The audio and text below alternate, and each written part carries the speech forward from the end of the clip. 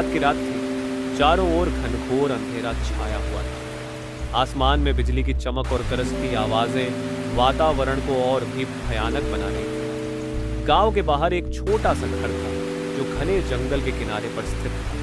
वहां एक वृद्धा माधवी अकेली रहती थी। उसकी बेटी शहर में काम करती थी, लेकिन माधवी ने गांव में ही रहना पसंद किया। वह बरसों से उसी छोटे से घर में रह रही थी। उस रात बारिश थमने का नाम नहीं ले रही थी। माधवी खिड़की के पास बैठी बाहर की तरफ देख रही थी, जहां केवल बारिश की बूंदें और पेड़ों की हिलती शाखाएं नजर आ रही थी। अचानक एक जोरदार आवाज के साथ बिजली चमकी और माधवी को कुछ अजीब सा महसूस हुआ।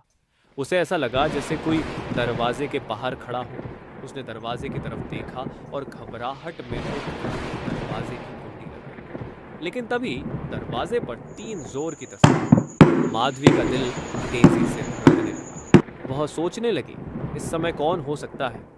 गांव के लोग उसे रात को कभी परेशान नहीं करते थे और बारिश इतनी तेज थी कि किसी का बाहर आना नामुमकिन था। हिम्मत जुटाकर उसने दरवाजे के पास जाकर आवाज दी, कौन है?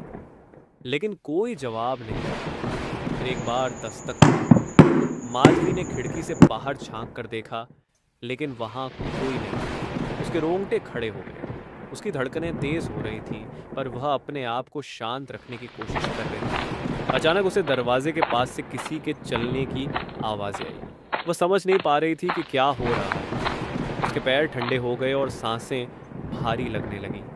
बिजली की चमक के साथ उसे खिड़की के बाहर एक परछाई दिखी जो तेजी से हिल रही थी।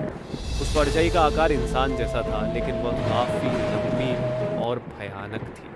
वह अपने पलंग के पास गई और एक माचिस जलाकर दिया जलाया। दिए की रोशनी में उसे थोड़ा सुकून मिला। लेकिन तभी दरवाजे पर जोर की दस्तक हुई, जैसे कोई दरवाजा तोड़ने की कोशिश कर रहा हो। माधवी घबराकर एक कोने में सिमट गई।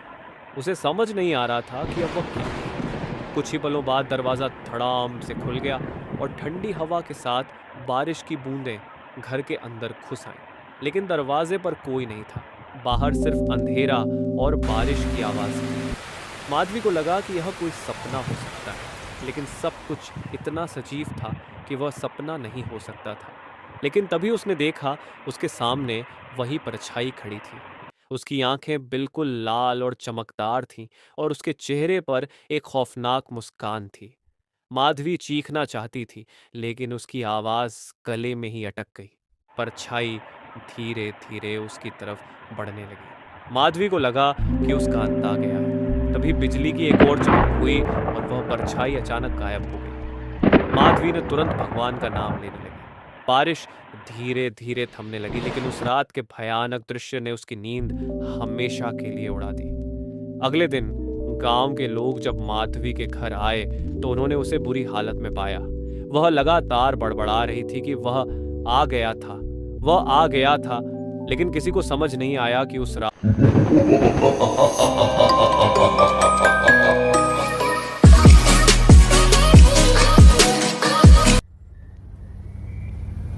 सर्दियों की रात थी। आसमान में तारे चमक रहे थे, लेकिन ठंड का असर इतना गहरा था कि सड़कों पर शायद ही कोई नजर आता।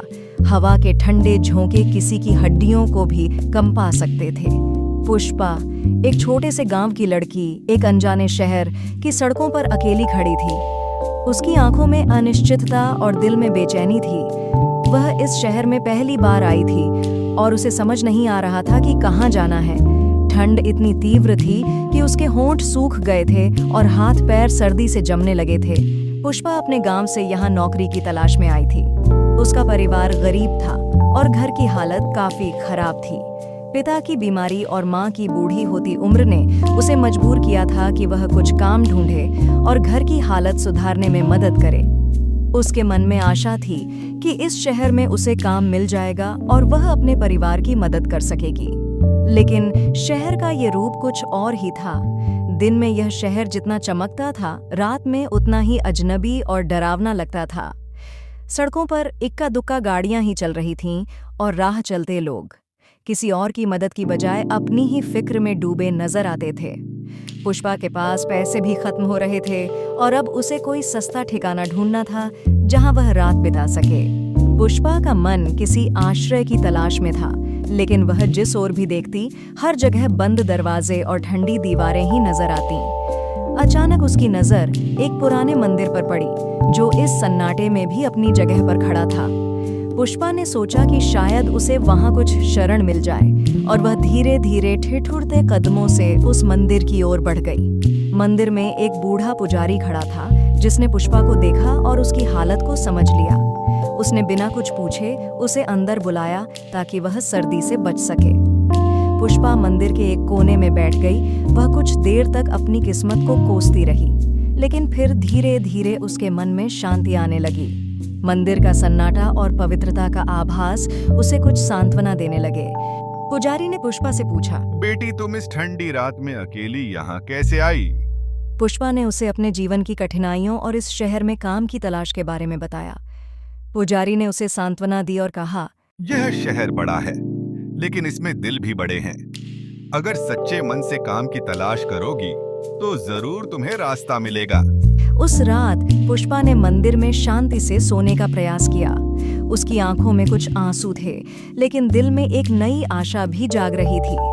अगले दिन सुबह होते ही वह फिर से अपनी यात्रा पर निकली, लेकिन इस बार वह अकेली नहीं थी। उस बूढ़े पुजारी की दी हुई सलाह और आशीर्वाद उसके साथ थे। शहर अब भी उतना ही अजनबी था, लेकिन पुष्पा का दिल अब डर से खाली था। वह जानती थी कि हर ठंडी रात के बाद एक नया दिन आता है, और हर मुश्किल के बाद एक नया मौका मिलता है।